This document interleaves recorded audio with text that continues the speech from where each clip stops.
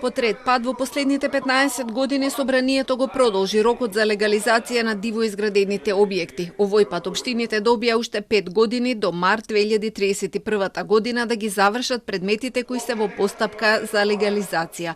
Измените се на иницијатива на ЗЕЛС, а на предлог на неколку пратеници од ВМРО ДПМН. Пратениците од Левица реагираа дека со ова се стимулира изградбата на дивоградби. Од СДСМ пак посочија дека проблемот е резултат на нефункционирањето на постоечкиот систем и побараа реформи во урбанистичкото планирање.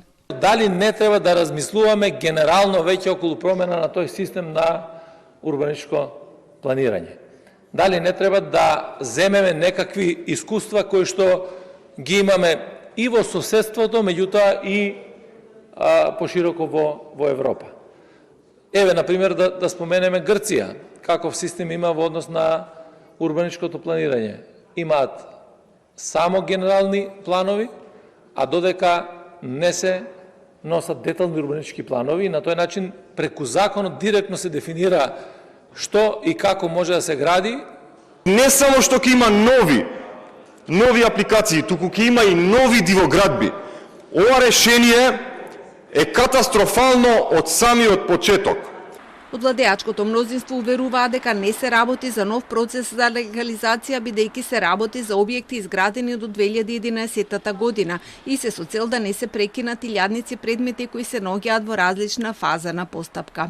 И ве молам, не ја замајувајте јавноста, затоа што може би некој граѓанин кој што е заинтересиран, кој што немал можност, а има дивоградба, не бил при финансиски средства да ги исправи сите процедури, утре ќе отиде до некоја општина да поднесе легализација, повикувајќи се на вашиот денешен говор. Ве молам, немојте од вашето незнаење, од вашата потреба за атракција, за перформанс, да ги доведувате граѓаните во заблуда. Се работи за сите оние кои што со првичниот рок во 2011 година поднеле, меѓутоа од XY причини, неажурни судови, неажурна општинска администрација и слично, не успеале да си го остварат своето право, онака како што го оствариле сите други. И тука треба да бидеме на чисто. Втората работа, и затоа сметам дека тоа е во ред и правно, бидејќи не смеат тие луѓе да бидат оставени во нерамноправна положба со сите други луѓе. Иницијативата во ЗЕЛС беше покрената од општина Битола, каде голем дел од постапките не биле завршени поради водење на судски спорови поврзани со правата врз изградените објекти, поради наследни и други имотно-правни околности.